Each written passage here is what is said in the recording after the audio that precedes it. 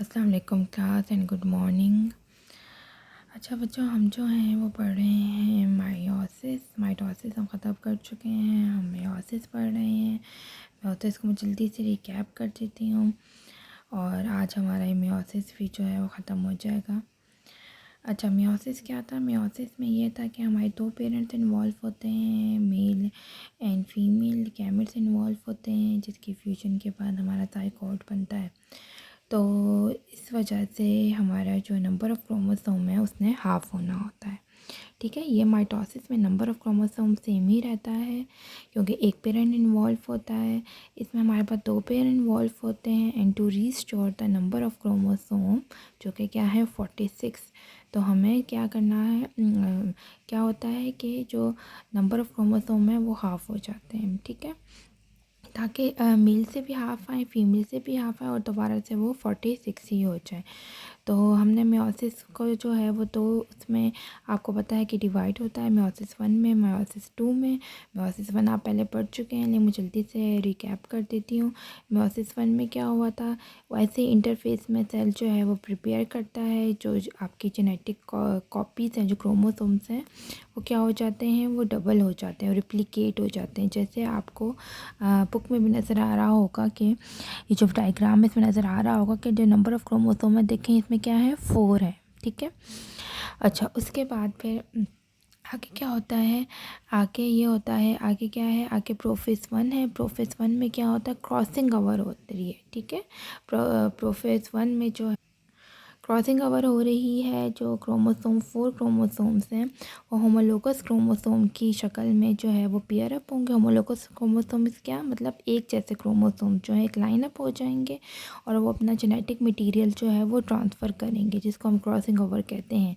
और जो homologous chromosome हैं वो जब पेयर अप होंगे तो जो साइट होगी जहाँ पे वो अटैच होंगे उसको हम किस्मेटा कहेंगे। सारी टर्मिनोलॉजी मैं आपको पहले बता चुकी हूँ। ठीक है, मेटाफेज में भी वही होता है कि अरेंज होते हैं इक्वेटर पे, स्पिंडल फाइबर फॉर्म हो चुके होते हैं, वो उनको क्या करते हैं, ऑपोजिट पोल्स की तरफ लेके जाते हैं। एनाफेज में स्प्लिटिंग हो जाती है आपके क्रोमोसोम्स की, और एट द एंड टीलोफेज में हमारे पास क्या होता है कि दो न्यूक्लियस जो हैं वो डिवाइड, जो एक न्यूक्लियस था वो दो में डिवाइड हो जाता है। अब देखें टीलोफेज 1 में आपके पास दो दो जो हैं वो क्या हैं, वो क्रोमोसोम्स हैं। ठीक है, यानी कि जो नंबर ऑफ़ क्रोमोसोम्स हैं वो 2n ही हैं अभी तक। ठीक है, अच्छा इसमें अब आपके पास क्या होगा, इसमें भी जो साइटोकाइनेसिस है वो होगा, क्योंकि हमने मेयोसिस 1 में हमें 2 टोटल सेल मिलेंगे, मेयोसिस 2 में हमें फिर दोबारा साइटोकाइनेसिस होगा और जो 2 टोटल सेल हैं वो 4 में डिवाइड हो जाएंगे। अच्छा, अब एट द एंड हमारे पास जो अब साइटोकाइनेसिस आप देख रहे हो, मैं इसको फोकस करती हूँ। उसके बाद जो हमारे पास दो क्रोमोसोम्स आए, दो सेल्स आए हैं, उसमें जो नंबर ऑफ़ क्रोमोसोम्स हैं वो भी 2n ही है। ठीक है, 2n का मतलब ये है कि जो क्रोमोसोम्स हैं उसकी जो क्रोमेटिड्स हैं वो अभी 2 ही हैं, अभी 1 क्रोमेटिड नहीं है। ठीक है, 2 क्रोमेटिड्स नहीं हैं उनके पास। और आपको पता है क्रोमेटिड्स क्या होते हैं? ठीक है, जो इनके लेग्स सी होती हैं उनको हम क्रोमेटिड कहते हैं। आगे हमारे पास आता है मायोसिस 2। अच्छा, अब आप लोगों ने ना परेशान नहीं होना, मैं जब आप लोग इंशाल्लाह स्कूल आएंगे मैं जल्दी से इसको एक रिकैप भी दूंगी। ठीक है, डायग्राम बना के, ताकि जो कन्फ्यूजन है, जो चीज़ें आपको नहीं समझ में आ रही वो आपको समझ में आ जाए।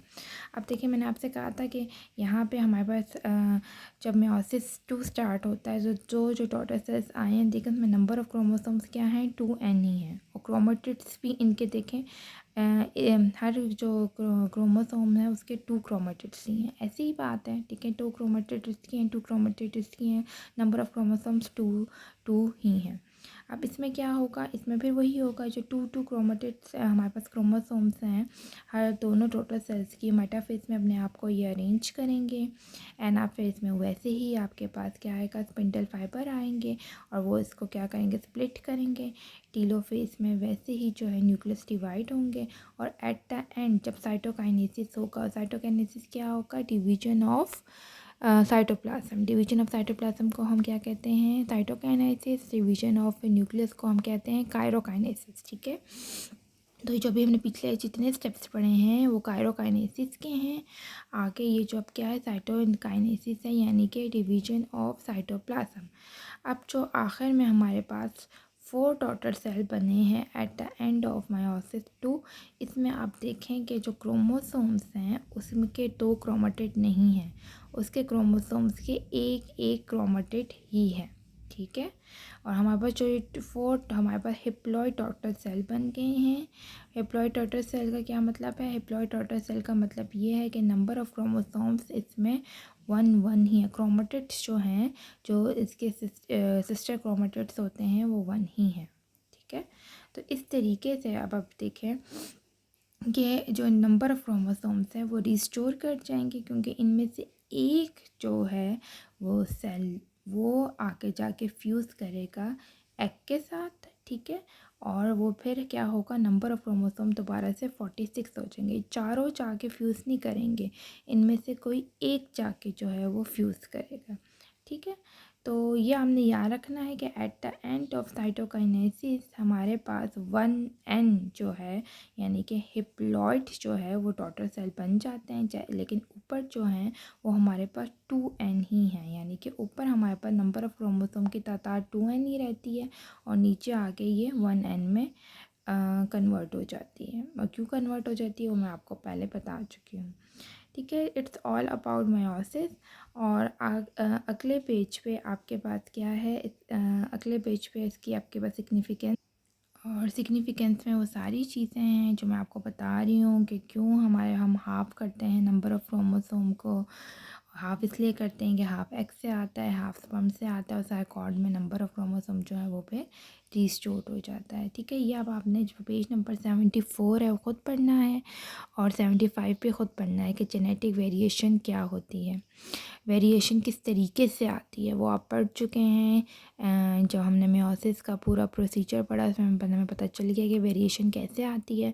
फिर भी आप लोग जो है ये पेज नंबर 74 में जो लास्ट पैराग्राफ है और 75 में जो एक पैराग्राफ है, इसको आप लोग पढ़ लीजिएगा, ठीक है। होमवर्क आपका क्या है? होमवर्क ये है कि पेज नंबर 75 पे जो कंपैरिजन लिखा हुआ है मेयोसिस और माइटोसिस का, ये आप लोगों ने याद करके अपनी कॉपीज़ पे लिखना है, और मुझे इसकी जो है वो पिक्चर स्क्रीनशॉट जो है वो भेजना है, ठीक है। इसके अलावा आपको लेक्चर में से जो भी चीज़ नहीं समझ में आ रही है आप मुझे काइंडली मुझे बताएं, मैं उसको रिपीट करके या कोई और नेट पे से उसकी वीडियो पे जो है वो डाउनलोड करके आपको भेज दूँगी, ताकि आप लोगों को ज़्यादा क्लियर हो जाए।